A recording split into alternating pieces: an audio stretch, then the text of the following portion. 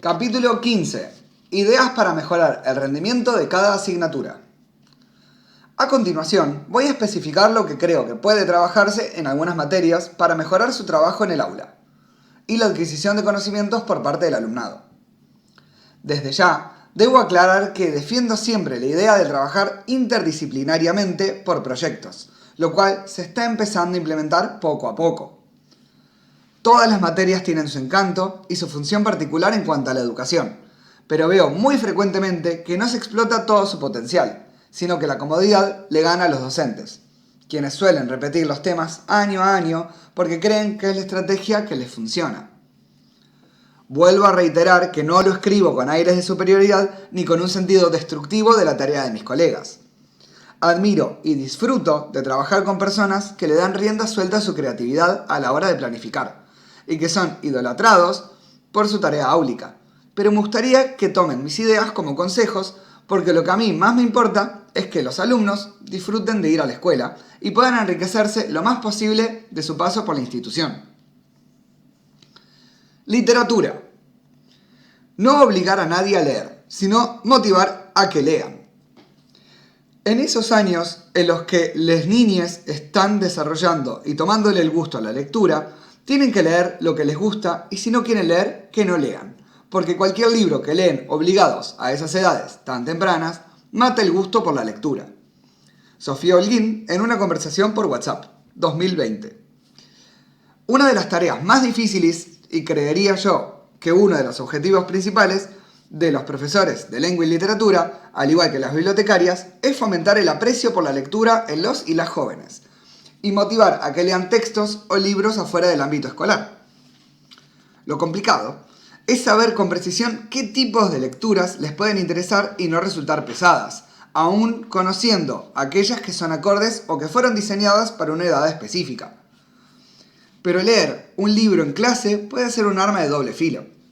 Si se tiene suerte, los y las jóvenes querrán leerlo, investigar más sobre el tema que trata y se convertirán en lectores frecuentes. Pero si los discentes se sienten forzados a leer un libro con el cual no sienten una relación cercana, les generará rechazo e incluso podrían sentirse desmotivados de leer otros textos. La pregunta entonces es, ¿cómo hacer para incentivar la lectura por placer de la juventud sin obligarles a leer como tarea escolar? Obligar a los niños a leer hace que en lugar de desarrollar hábitos de lectura orgánicos, es decir, que acabe saliendo de ti el leer un libro, lo que hace es convertir la lectura en una obligación y en algo poco atractivo. Pico R. 2016. ¿Por qué no es bueno obligar a los niños a leer? Librópatas.com. Una de las soluciones a este conflicto la plantea Marina Paños Mañez, basada en la teoría del oprimido de Paulo Freire. Falta comunicación con nuestros alumnos. Estamos tan encorsetados y obligados por el currículum, el proyecto de aula, el de centro, los tiempos cada vez son más escasos, los programas, las reuniones y tan sobrepasados, que se nos olvida preguntar, dialogar y profundizar en los verdaderos protagonistas, nuestros alumnos. Paños Mañez M. 2018. La escuela y su manía de obligar a leer. Educar para ser. Y explica que aprender a leer es interiorizar los mecanismos y las bases relacionadas con la lectoescritura. El desarrollo del hábito lector es otra cosa, y en ese proceso el docente se convierte en un mediador cultural que guía el desarrollo y motiva, pero no impone ni juzga. Y videm. Por lo tanto, se podría considerar dialogar con los alumnos y alumnas para conocer sus gustos, saber si esta lectura u otra es apropiada para ese grupo o si quizás ese no es el momento más adecuado para hacerlo, sabiendo que no hay dos grupos iguales y que quizás una misma lectura pueda ser adoptada por una cátedra con muchísimo entusiasmo y por otro con indiferencia. Por otro lado, podríamos basarnos en las experiencias de las bibliotecarias de la escuela, quienes están más en contacto con la libertad de elección literaria del alumnado, siendo que el espacio de la biblioteca tiene como objetivo principal ser un lugar de encuentro con otras personas y otras lecturas, y en el cual se fomenta la lectura por placer. Educación física. Hacer torneos de deportes con varones y mujeres juntos. En la edad de educación primaria, no existen prácticamente diferencias físicas visibles entre varones y mujeres, Por eso es muy común que realicen las actividades de esta materia en conjunto. Al crecer, los cambios físicos y hormonales hacen que no sea una situación tan recomendable, ya que existe mayor pudor por los cambios físicos producidos por las hormonas relacionadas al crecimiento. Pero en el caso de la realización de actividades, quiero poner en duda el hecho de que se jueguen por separado. Me gustaría que algún o alguna profesor o profesora de educación física o algún experto en anatomía juvenil me diga qué impide en la niñez y en la adolescencia temprana y media, cuando ambos tipos de cuerpos, de varones y mujeres, van mutando diacrónicamente, que puedan jugar torneos de deporte juntos. Salvo en el caso de las personas federadas en algún equipo o que entrenan con regularidad, no he visto que exista una gran diferencia. Esta es solo una idea, una sugerencia, para comenzar un debate, no para establecer algo en particular. Pero me llama mucho la atención que haya tantos varones, a nivel mundial, que después de la escuela secundaria sigan practicando algún deporte y las chicas no. Según el diario Vasco, solo el 54% de las mujeres realiza alguna actividad deportiva, porcentaje que asciende a 70% en el caso de los hombres. Veiga Y y Vázquez S, 2017. ¿Por qué las mujeres hacen menos deporte? El diario Vasco, España. Y este informe es uno. Se podría repetir el mismo en cualquier parte del mundo y se verían resultados similares o incluso más desiguales. De hecho, la primera persona que me hizo notar esta problemática fue un profesor mío de Buenos Aires en el año 2012. Los motivos son muy variados, pero el que más podría destacar es la falta de promoción de las mujeres en el deporte por parte de los medios de comunicación, la invisibilización de logros deportivos femeninos y la falta de estímulo en general. Un ejemplo de esto lo da la madre de una jugadora de fútbol de 13 años, entrevistada por Dalia Sibel, quien cuenta que cuando en su curso se habló el tema de los deportes femeninos, sus compañeros insistían en que el fútbol solo era de hombres. Ella defendió su posición, resaltando las dificultades sociales, culturales y económicas a las que se enfrentan las jugadoras mujeres. Sibel D. y Pibas con Pelotas, 2020. Las nenas con los nenes. Página 12. Argentina. La escuela puede colaborar para realizar un cambio radical en ese aspecto, acompañando, de paso, al movimiento feminista en la meta de hacer un mundo más justo para todas las personas por igual. Por otro lado, la coparticipación de ambos géneros promovería, a su vez, la inclusión de personas trans, no binarias y de género fluido a las competencias sin problemas. No nos olvidemos que las nuevas composiciones sociales tienen en cuenta a grupos de géneros no normativos y que sería demasiado tradicionalista no hablar del tema. La enseñanza de la nutrición y buena alimentación como conceptos fundamentales de la educación. Es muy loco literal, expresión de Buenos Aires que se utiliza para referir a algún dato que llama la atención, cómo nos adiestran inconscientemente para que una vez que vivamos esta experiencia explotada de azúcar, entendamos que cuando pasemos por la góndola de dulces y veamos esos paquetes brillantes, sepamos instantáneamente que si los consumimos sentiremos esa explosión de nuevo. Ale Marín, 2020. El nefasto problema de la comida y chanchos para China. YouTube, Argentina. Minuto 6:01. Aquí quiero involucrar tanto a la educación física como a la biología, dado que es un tema que compete a ambas materias por igual. Nadie puede discutir que el desarrollo positivo del cuerpo debe ir acompañado de hábitos para mantenerlo saludable, sin importar el metabolismo o la genética, ya que el ejercicio constante y el conocimiento de la pirámide nutricional son cruciales para todas las personas por igual para mantener un cuerpo en forma.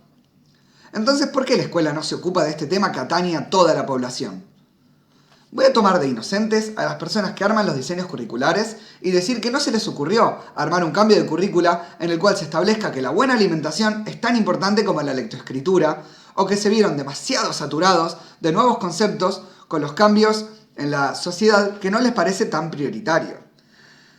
Tengo conocimiento de que se trata en las clases de biología o ciencias en la primaria o primeros años de secundaria, pero no se hace de manera eficiente.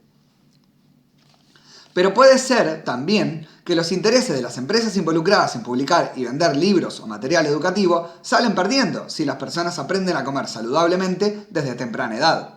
¿Quién sabe?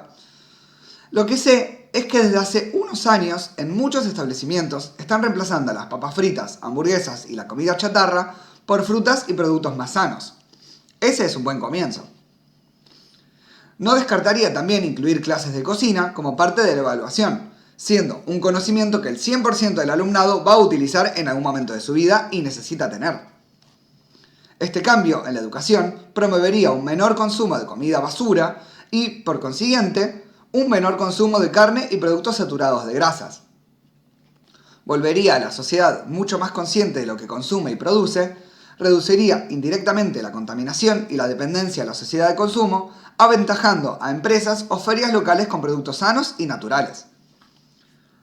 Comprendiendo este último punto y la relación directa entre las empresas de comidas, los gobiernos y la influencia de ambos en la educación, se entiende el por qué no surgió este cambio antes.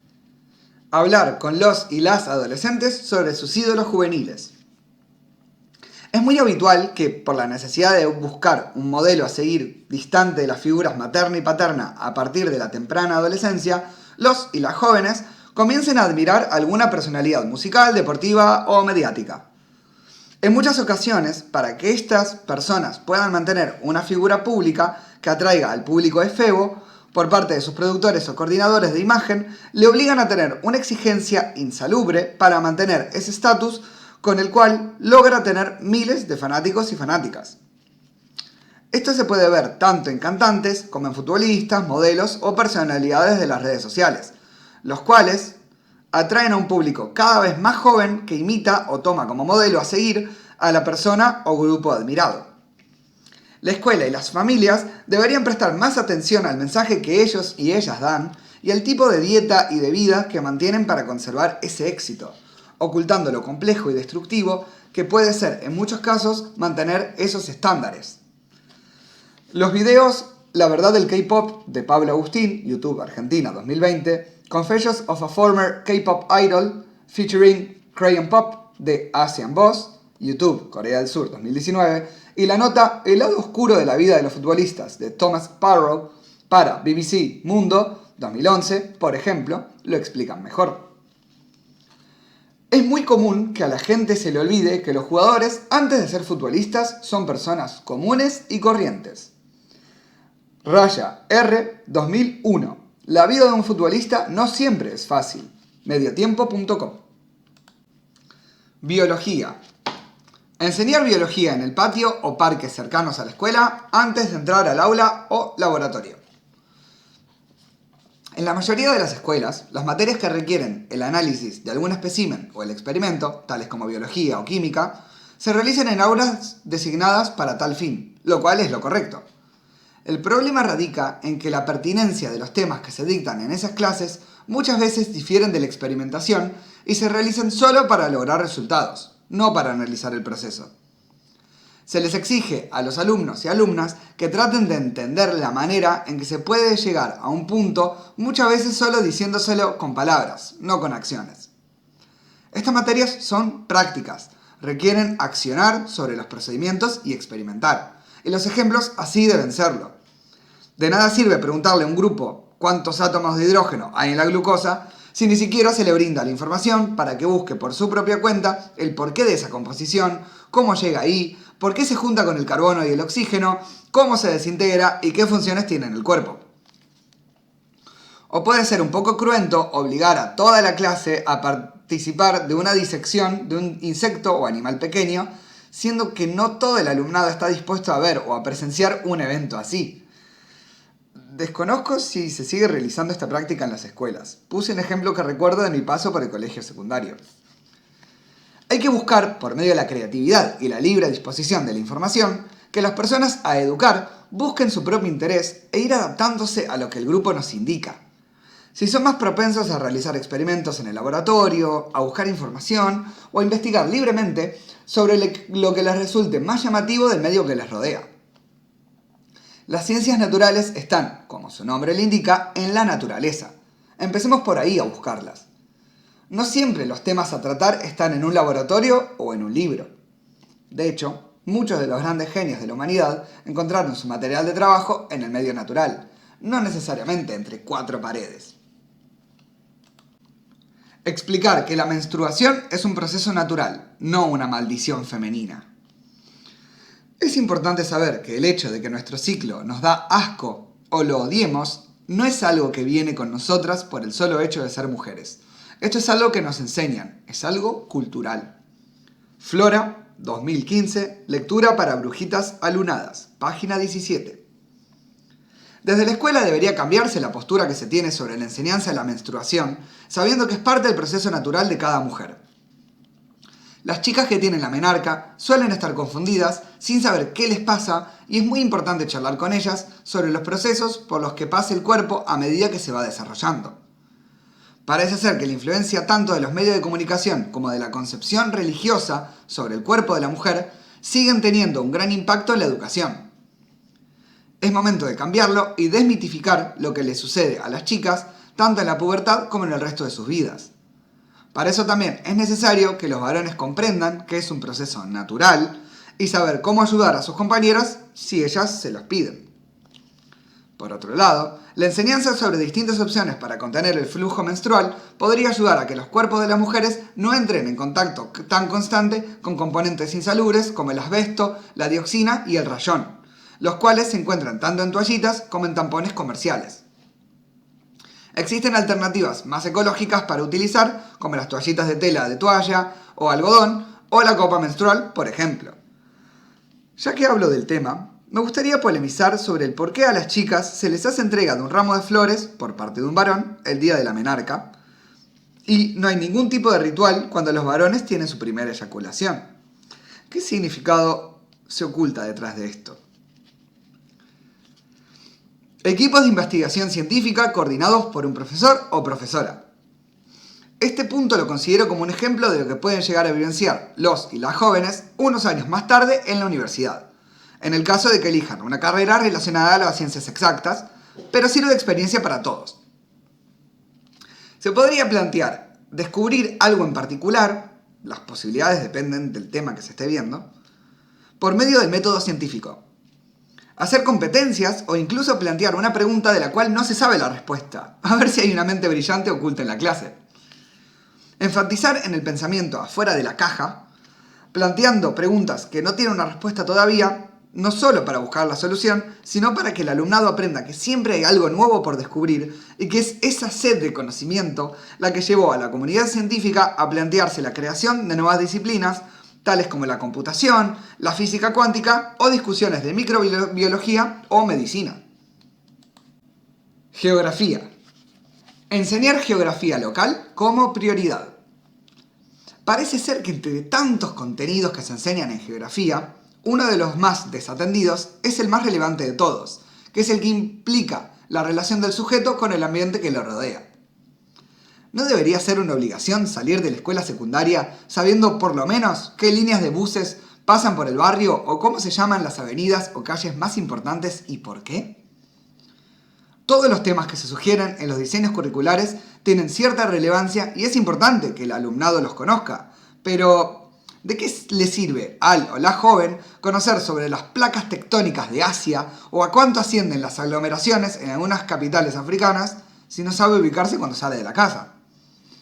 Nos olvidamos de lo esencial, de entender que la persona está inserta en un mundo, pero sobre todo en una ciudad o pueblo y el lugar donde vive. Propongo como idea hacer actividades que les ayuden a ubicarse espacialmente en la zona que rodea a la escuela, como ser búsquedas del tesoro por la ciudad, en el que deban hacerle preguntas a los y las vendedoras locales, o trivias sobre los comercios o negocios que llevan más tiempo en el barrio, por ejemplo.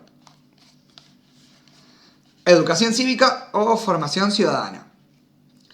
Hacer visitas a empresas cooperativas para mostrar cómo funcionan. Es una costumbre bastante antigua la de ir de visita con un grupo de primaria o nivel medio o secundaria a algún ámbito laboral, tomándolo como puntapié para introducir al alumnado al mundo del trabajo y que no lo vean como algo ajeno. Pero es habitual que esos lugares sean empresas piramidales como única opción, por lo que los y las jóvenes no tienen otra alternativa más que creer que en la vida siempre van a seguir ese esquema de trabajo y que siempre van a tener que escalar para tener un puesto mejor.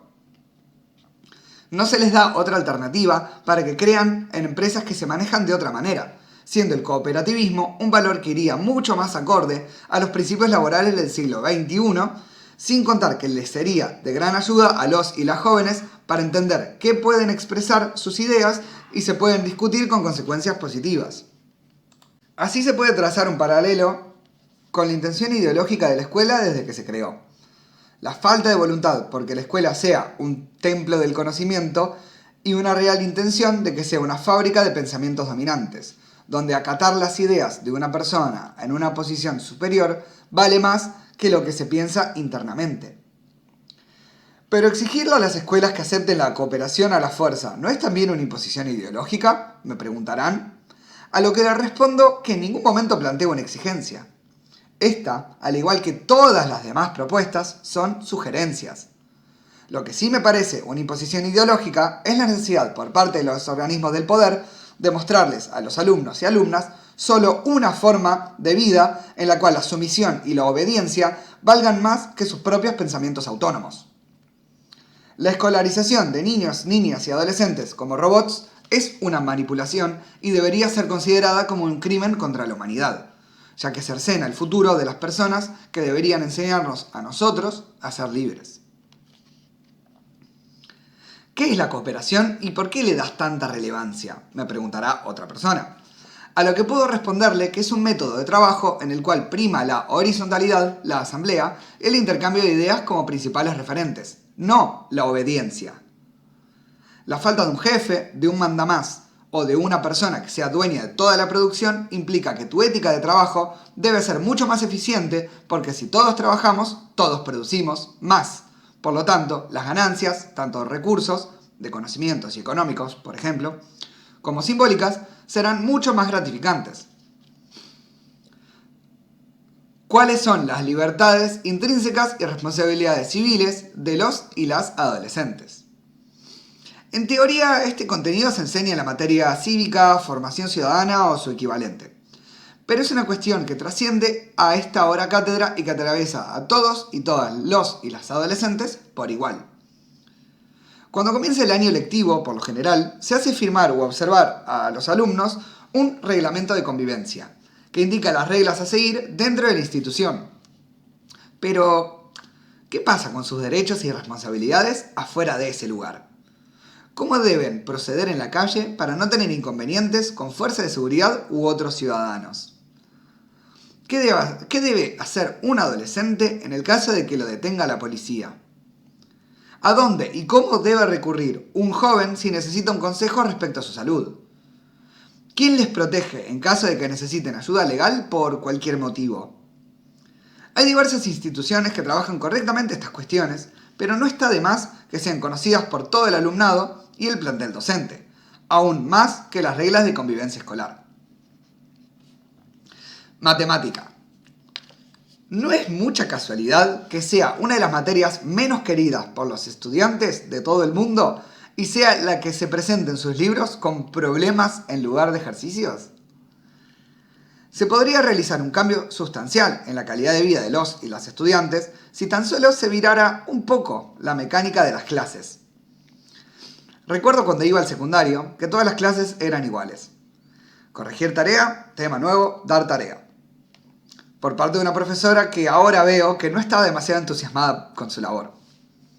Este ejemplo es uno entre tantos de una materia sumamente rica que, en lugar de apasionar, genera mucho rechazo porque se condiciona negativamente al alumnado, haciéndole creer que la aritmética, la geometría y el pensamiento lógico-matemático no son para ellos, solo porque no saben seguir los lineamientos establecidos por algún o alguna docente sin convicción.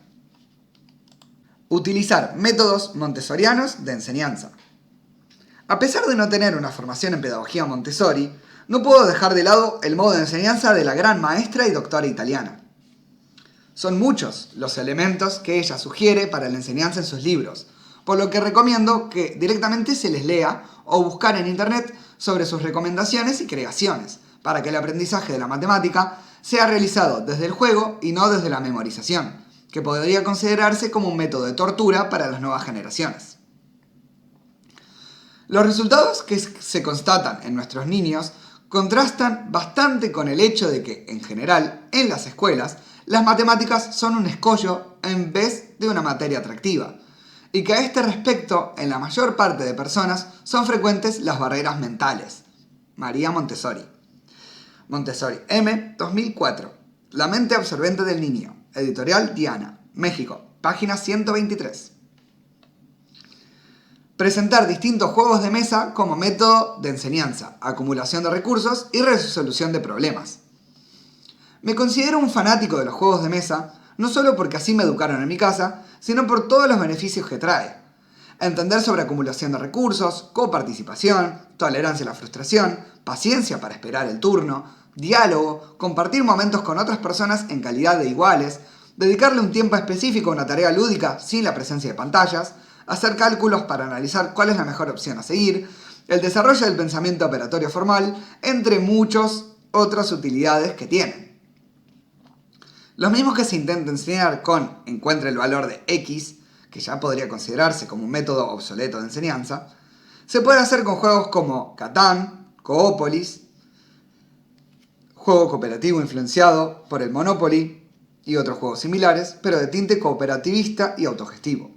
Cultivos mutantes, Emporus o Incaico, algunos de los cuales pueden trabajarse en conjunto con historia u otras materias.